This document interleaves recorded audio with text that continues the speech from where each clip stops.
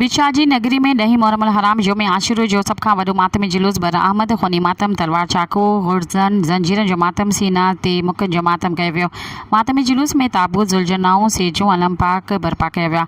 मातमी जुलूस क़दीमी मरकज़ी इमाम बारगाह उल्हंदो पिणु शाही बारगाह मां बरामद कयो वियो, जेको करबला मौला इमाम बारगाह में पहुतो। अंजुमन ग़ुलामन अहल बैत बिछाजी सालार सैयद गदा लतीफ़ी, सैयद फ़िदा लतीफ़ी, सैयद नादर अली करबलाई, सैयद जरार लतीफ़ी, जिन जे अगणे में मातमी हुसैनी काफ़िलो बरामद थियो, जेको शहर जे टंडो आदम स्टाफ दमगुरा चौक दरगाह चाढ़ी ऐं ॿियनि हंधनि तां थींदो दरगाह हज़रत शाह अब्दुल भिटाई ते पहुची नहर थियो, जिते शाह में ग़रीबा बर्पा कई वई। बिछा जे मुख़्तलिफ़ इमाम बारगाहुनि समेत आसपास जे शहरनि ॻोठनि में नंढा वॾा काफ़िला मरकज़ी मातमी जुलूस शामिल थिया। मातमी जुलूस जी रस्तनि ते करबला जे प्यासनि यादि में थधे मिठे पाणी जो सबीलूं ऐं न्याज़ी हुसैन विख विख ते तक़सीम कयो वियो।